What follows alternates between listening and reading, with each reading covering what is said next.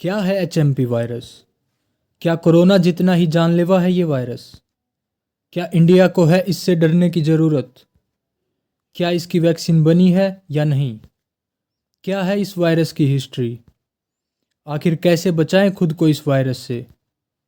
क्या हैं इसके लक्षण? चाइना से आया एक और बड़ा वायरस सामने।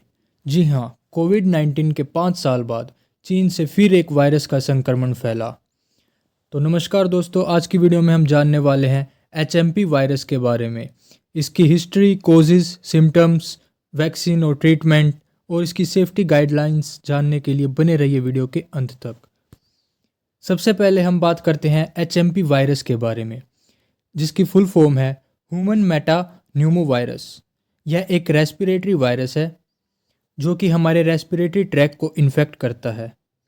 जो इसका पीक टाइम है फैलने का, यानी कि सबसे ज़्यादा यह फैलता है, वो सीजन्स हैं during late winter and early spring.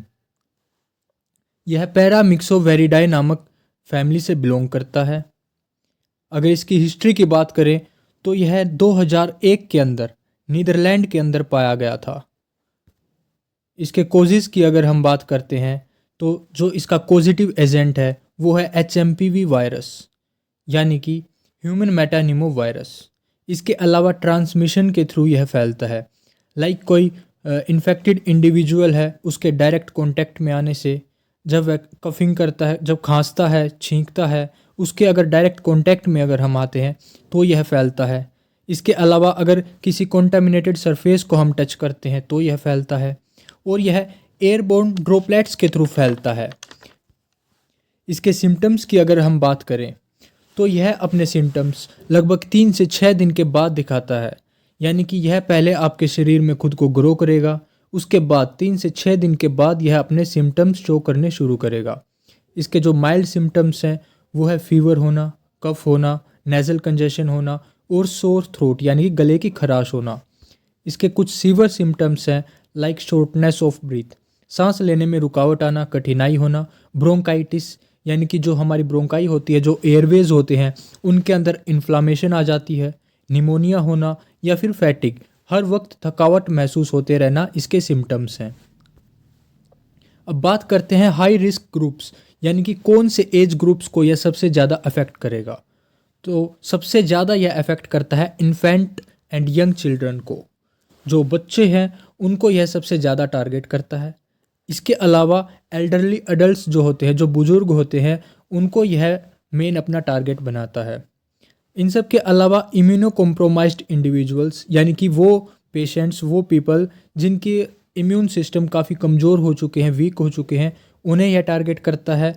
और वो पीपल जिनके अंदर ऑलरेडी कोई लंग से रिलेटेड या हार्ट से रिलेटेड डिजीज़ है, उनको यह अपना टारगेट बनाता है। अब बात करते हैं अफेक्टेड बॉडी पार्ट्स, कौन से बॉडी पार्ट्स पर यह अफेक्ट करता है। जो इसका मेन टारगेट है वो है अपर रेस्पिरेटरी ट्रैक, यानी कि जो हमारा नोज़ है और थ्रोट है। देन उसके बाद यह हमारी लोअर बॉडी, जो लोअर रेस्पिरेटरी ट्रैक है, उसके अंदर फैलता है। तो सबसे पहले यह अपर रेस्पिरेटरी ट्रैक को अफेक्ट करता है, देन उसके बाद लोअर रेस्पिरेटरी ट्रैक को। नोज़, थ्रोट, ब्रोंकाई यानी कि जो एयरवेज हैं, और हमारे लंग्स को यह अफेक्ट करता है। तो अब बात करते हैं क्या इंडिया को इससे डरने की ज़रूरत है या नहीं। तो उससे पहले अगर हम बात करें चाइना की, तो वहाँ काफ़ी जगह इमरजेंसी अलर्ट जारी हो चुके हैं। काफ़ी केसेस एचएमपी वायरस के वहाँ देखने को मिल चुके हैं, मगर इंडिया के अंदर यह अभी तक इतना नहीं फैला है। कुछ केसेस बेंगलोर से, नागपुर, महाराष्ट्र से मिले हैं। अप्रोक्सीमेटली 7 से 8 केसेस अभी तक बच्चों के अंदर इसके मिले हैं, जिनमें से एक लैब रिपोर्ट यहाँ पर अटैच की गई है जो कि बेंगलोर से है। 3 जनवरी 2025 को यह रिपोर्ट आई थी। एक 8 महीने के बच्चे के अंदर एचएमपी वायरस पाया गया है। अब बात करते हैं लेबोरेटरी टेस्ट। एचएमपी वायरस को डिटेक्ट करने के लिए जो एक मेन टेस्ट है वो है आरटी-पीसीआर टेस्ट, यानी कि reverse transcription polymerase chain reaction, जो कि डिटेक्ट करता है एचएमपीवी आरएनए को, एचआरवी को यानी कि ह्यूमन राइनो वायरस को, एचईवी ह्यूमन एंटेरो वायरस को। इसके ट्रीटमेंट की अगर हम बात करें तो अभी तक कोई स्पेसिफिक ट्रीटमेंट या कोई वैक्सीन इसके लिए नहीं बनाई गई है। तो साफ शब्दों में हम कह सकते हैं कि इसका अभी तक कोई इलाज नहीं है। जो प्रिवेंशन और जो सेफ्टी गाइडलाइंस हैं जो आप फॉलो कर सकते हैं वो है हाइजीन प्रैक्टिसेस, यानी कि प्रॉपरली टाइम टू टाइम अपने हैंड्स वॉश करें, अल्कोहल बेस्ड सैनिटाइजर्स को यूज़ करें, जो इन्फेक्टेड इंडिविजुअल्स हैं उनसे दूरी बना कर रखें, अननेसेसरी फेस को, माउथ को, आइज़ को, नोज़ को टच करने से बचें, हमेशा जब भी बाहर जाएं तो मास्क पहनें और अपनी इम्यूनिटी को बूस्ट करें।